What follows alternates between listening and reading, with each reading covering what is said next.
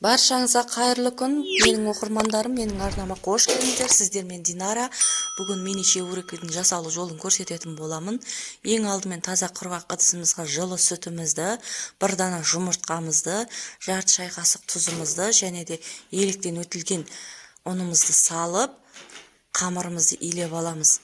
Достар, менің арнама тіркеліп, қоңырауша белгісін баса кетіңіздер. Менің арнамның алға жылжуына және дамуына үлестеріңізді қоса кетіңіздер. Және де менің видеомды достарыңызбен, отбасыларыңызбен бөлісе отырыңыздар. Қажетті заттарды описание бөлімінде қалдырамын. Комментарияға өз пікірлеріңізді қалдыра кетіңіздер. Жасалу жолы өте оңай. Етпен де жасауға болады. Мен де бүгін картоппен жасадым. Дәмі енді өте керемет.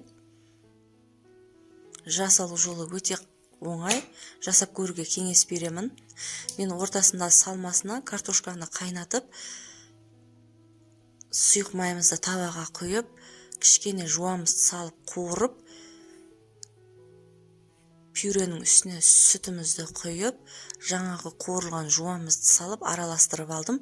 Дәмі өте керемет шығады.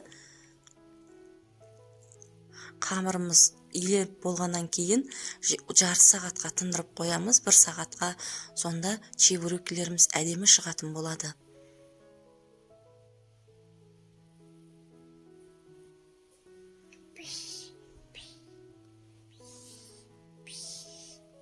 Жасап көруге кеңес беремін. Жасап көріңіздер.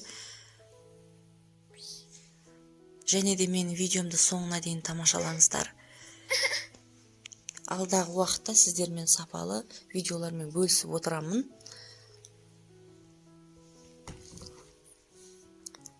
Алдағы ораза айтқа жасасаңыздар өте керемет.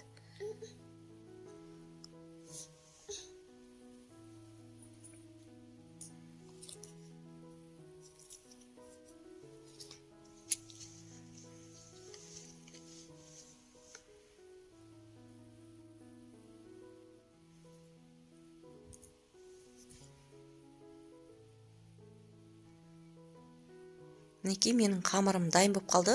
1 сағатқа тындырып қойдым. Алдын ала қамырымызды жайып, пельменнің қамырынан сәл үлкендеу етіп кесіп аламыз. Түйілу жолы осылай түйіледі. Өте қарапайым және де оңай, жасап көріңіздер. Дастарханға ұсынғанда өте әдемі көрінетін болады. Және де қонақ келгенде жасасаңыздар, самсаның қасына қойғанда үйлесімді әдемі дастарханыңыздың көркін ашып тұратын болады. Фаршпен жасасаңыздар, дәмі енді ерекше болады. Менде фарш болмады, сол үшін картоптан жасадым.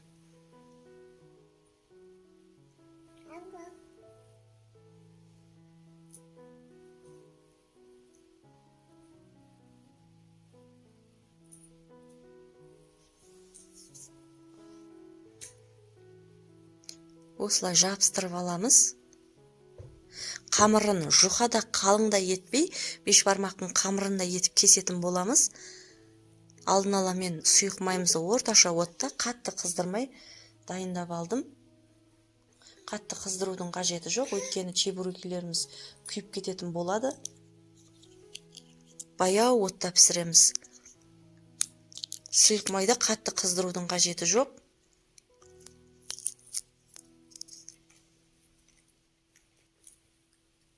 Егер менің видеом ұнаса, лайк басып, пікірлеріңізді қалдыра кетіңіздер.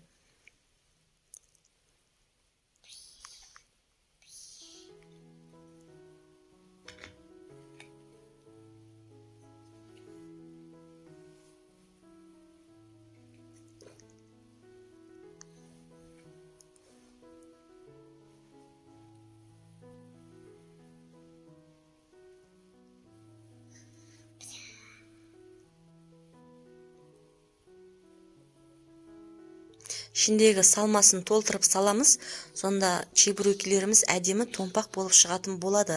Аз салмаймыз, достар. Толтырып саламыз. Фарштан жасасаңыздар, дәмі енді керемет болады. Фаршында көптеу саламыз. Фаршты алдын ала қуырып аламыз сұйық майға. Сұйық май немесе сары майға да қуырсаңыздар өте керемет шығады дәмі.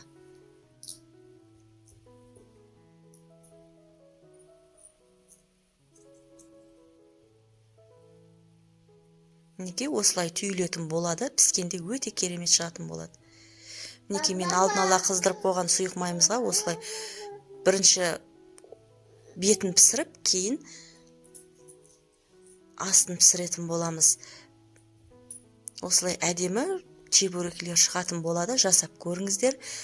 Жасалу жолы өте оңай, мен сіздерге кеңес беремін. Мен сіздермен қоштаспаймын, келесі видеода кездескенше аман сау болыңыздар.